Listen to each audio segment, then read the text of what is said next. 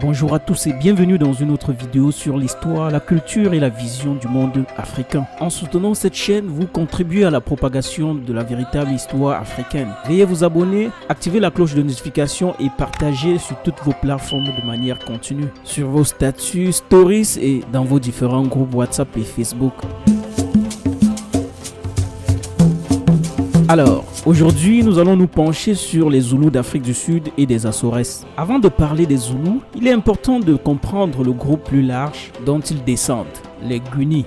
Les Guni sont un peuple de personnes bantoues d'Afrique australe qui parlent les langues Guni. Les langues Guni englobent plusieurs groupes tels que les Xhosa, les Tsonga, les Swazi et bien sûr les plus populaires, les Zoulous. Les Zoulous sont censés être originaires de la région des Grands Lacs du Nord et divers groupes se sont séparés de leur tronc commun pour devenir les groupes que nous connaissons aujourd'hui. Mais qui sont les Zoulous et comment ont-ils acquis leur nom? En Zoulou, le mot Amazulu signifie les gens du ciel. Et selon la tradition Zoulou, ce nom fait référence à la croyance que les Zoulous sont descendants du ciel. Car le mot Zoulou lui-même signifie ciel. Le nom Zoulou pour le dieu suprême et créateur est Unkulunkulu. Il a d'autres noms tels que Umvelingangi et Umuntu Kankulunkulu, ce qui signifie celui qui est venu en premier ou ancien en langue Velenj Kundi. Selon cette légende, Unkulunku a descendu deux enfants, un homme et une femme attachés par un cordon ombilical. Sur terre, ils se sont libérés en se coupant avec un roseau pointu. C'est ainsi que les Zoulous ont été nommés d'après le ciel. C'est également pourquoi certains membres de la famille royale Zoulou sont appelés Amants Otitwa ou les enfants, car ils descendent tous des enfants d'Unkulunkulu. Une autre légende populaire raconte que les êtres humains sont sortis de la terre profonde par un lit humide de roseaux. Les roseaux sont un terme commun dans les mythes de création d'Afrique australe. L'histoire et la mythologie des Zoulous concernant leur origine sont uniques, car ils sont les seuls Africains connus pour avoir déclaré qu'ils sont originaires du ciel. Et cela donne par ailleurs aux Amazulu une tonalité divine et intouchable. Et je trouve personnellement cela intéressant, car c'est une aura que les Zoulous ont certainement projetée dans le monde, leur nom devenant immortel parmi toutes les sociétés humaines. Les Zoulous ont été à la hauteur de leur nom.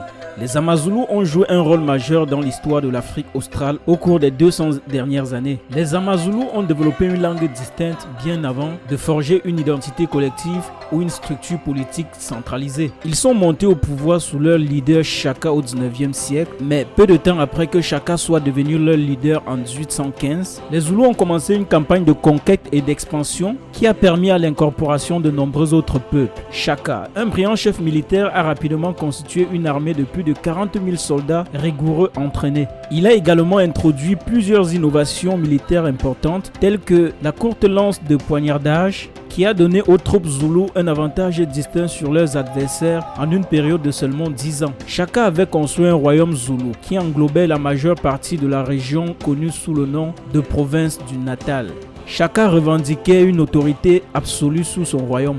Son style de leadership hiérarchique a été maintenu par les souverains Zoulous ultérieurs et adopté plus tard par Inkatha, une organisation Zoulou du XXe siècle et les territoires conquis. Chacun nommait ses propres fonctionnaires et tout sujet qui refusait la règle de Shaka pouvait être tué immédiatement. De plus, les peuples conquis étaient censés servir dans une armée Zoulou, garder les troupeaux de bétail du roi et chasser les éléphants pour l'ivoire. Shaka a consolidé son autorité en menant des raids fréquents de bétail sur les groupes voisins tels que les Makondo. Une partie du bétail était distribuée aux chefs et aux officiers de l'armée de Shaka pour encourager leur loyauté. Malgré cette tactique, cependant, Shaka a fait face à une opposition interne et en 1828, il a été assassiné par son demi-frère Ndingan.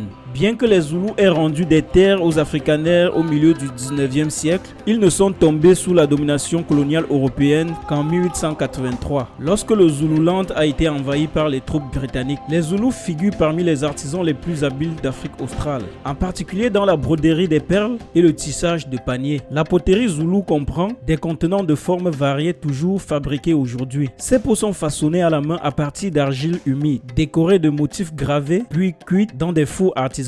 Les calebasses Zoulou sont populaires auprès des collectionneurs aujourd'hui. Elles étaient utilisées pour contenir du tabac finement moulu appelé snuff ou d'autres substances. Beaucoup sont décorées de fils métalliques, de perles ou de motifs gravés dans la surface. La calebasse à ours, appelée kombi, est toujours largement utilisée.